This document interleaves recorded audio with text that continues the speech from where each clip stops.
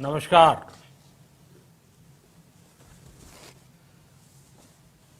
Corona वैश्विक महामारी के खिलाफ लड़ते लड़ते अब हम अनलॉक 2 में प्रवेश कर रहे हैं और हम उस मौसम में भी प्रवेश कर रहे हैं जहां सर्दी, जुकाम, खांसी, बुखार ये सारे न जाने क्या क्या होता है, ये मामले बढ़ जाते हैं। ऐसे में मेरी आप सभी देशवासियों से प्रार्थना है कि ऐसे समय अपना ध्यान रखिए। साथियों, ये बात सही है कि अगर कोरोना से होने वाली मृत्यु दर को देखें तो दुनिया के अनेक देशों की तुलना में भारत संभली हुई स्थिति में है। समय पर किए गए लॉकडाउन और अन्य फैसलों ने भारत में लाखों लोगों का जीवन बचाया है, लेकिन हम ये भी देख रहे हैं कि जब से देश में अनलॉक 1 हुआ है, व्यक्तिगत और सामाजिक व्यवहार में लापरवाही जरा बढ़ती ही चली जा रही है। पहले हम मास्क को लेकर, 2 गज की दूरी को लेकर 20 सेकंड तक दिन में कई बार हाथ धोने को लेकर बहुत सतर्क थे, लेकिन आज जब हमें ज्यादा सतर्कता की जरूरत है तो लापरवाही बढ़ना बहुत ही चिंता का कारण है। साथियों, लॉकडाउन के दौरान बहुत गंभीरता से नियमों का पालन किया गया था।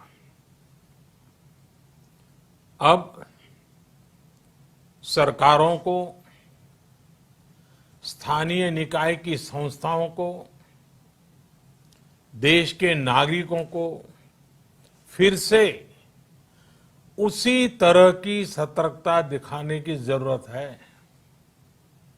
विशेषकर कंटेनमेंट जोन्स, उस पर तो हमें बहुत ध्यान देना होगा। जो भी लोग नियमों का पालन नहीं कर रहे हैं, हमें उन्हें टोकना होगा, रोकना होगा और समझाना भी होगा। अभी आपने खबरों में देखा होगा, एक देश के प्रधानमंत्री पर 13,000 रुपये का जुर्माना इसलिए लग गया क्योंकि वो सार्वजनिक स्थल पर मास्क पहने बिना गए थे। भारत में भी स्थानीय प्रशासन को इसी चुस्ती से काम करना चाहिए। ये 130 करोड़ देशवासियों के जीवन की रक्षा करने का अभियान है। भारत में गांव का प्रधान हो या देश का प्रधानमंत्री, कोई भी नियमों से ऊपर नहीं है। साथियों, लॉकडाउन के दौरान देश की सर्वोच्च प्राथमिकता रही ऐसी स्थिति न आए कि किसी गरीब के घर में चूल्हा न जले। केंद्र सरकार हो, राज्य सरकारें हो, सिविल सोसाइटी के लोग हों, सभी ने पूरा प्रयास किया कि इतने बड़े देश में हमारा कोई गरीब भाई बहन भूखा न सोए। देश हो या व्यक्ति,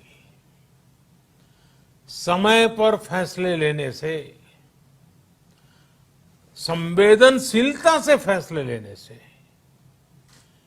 किसी भी संकट का मुकाबला करने की शक्ति अनेक गुना बढ़ जाती है। इसलिए लॉकडाउन होते ही सरकार प्रधानमंत्री गरीब कल्याण योजना लेकर आई।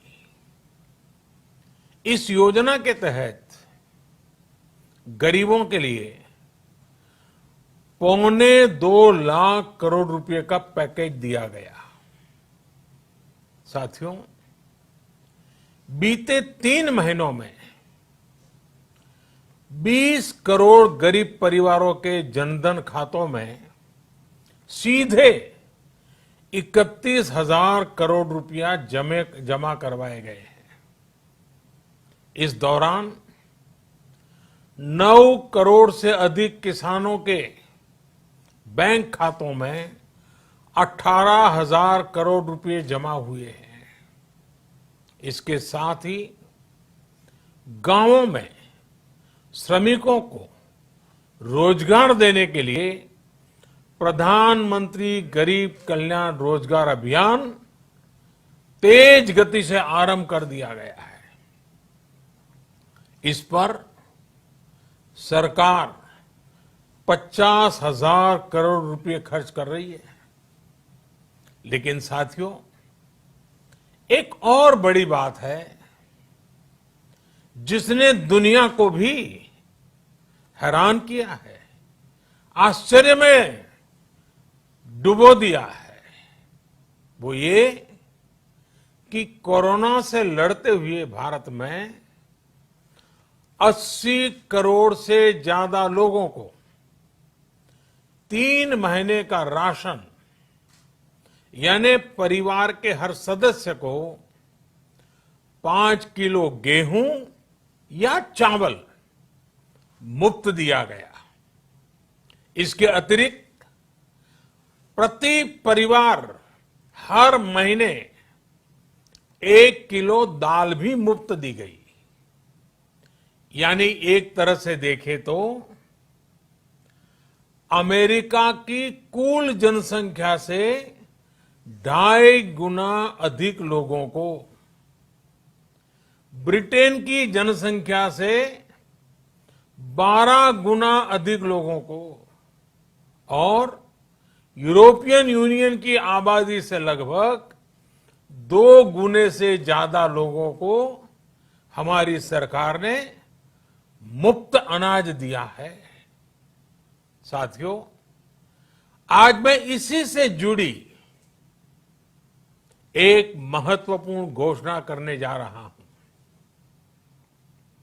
साथियों, हमारे यहां वर्षा ऋतु के दौरान और उसके बाद मुख्य तौर पर कृषि क्षेत्र में, एग्रीकल्चर सेक्टर में ही ज्यादा काम होता है।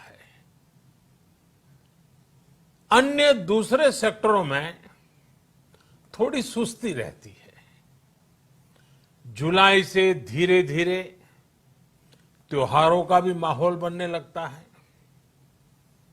अब आप देखिए, अभी 5 जुलाई को गुरु पूर्णिमा है, फिर सावन शुरू हो रहा है, फिर 15 अगस्त आएगी, रक्षाबंधन आएगा, कृष्ण जन्माष्टमी आएगी, गणेश चतुर्थी आएगी, ओणम होगा और आगे जाएं तो काटी बिहू है, नवरात्रि है, दुर्गा पूजा है, दशहरा है, दीपावली है, छठी मैया की पूजा है। त्योहारों का ये समय जरूरतें भी बढ़ाता है, खर्च भी बढ़ाता है। इन सभी बातों को ध्यान में रखते हुए ये फैसला लिया गया है कि प्रधानमंत्री गरीब कल्याण अन्न योजना का विस्तार अब दिवाली और छठ पूजा तक यानी नवंबर महीने के आखिर तक कर दिया जाएगा। यानी 80 करोड़ लोगों को मुफ्त अनाज देने वाली ये योजना अब जुलाई, अगस्त, सितंबर, अक्टूबर, नवंबर में भी लागू रहेगी। सरकार द्वारा इन 5 महीनों के लिए 80 करोड़ से ज्यादा गरीब भाई बहनों को हर महीने परिवार के हर सदस्य को 5 किलो गेहूं या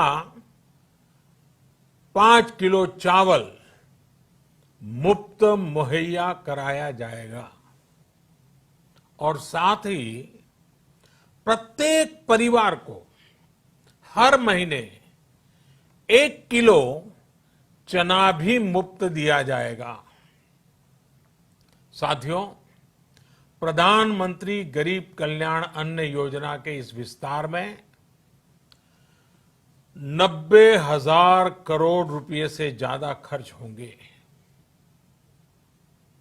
और अगर इसमें पिछले 3 महीने का खर्च भी जोड़ दें तो ये करीब करीब 1.5 लाख करोड़ रुपया हो जाता है।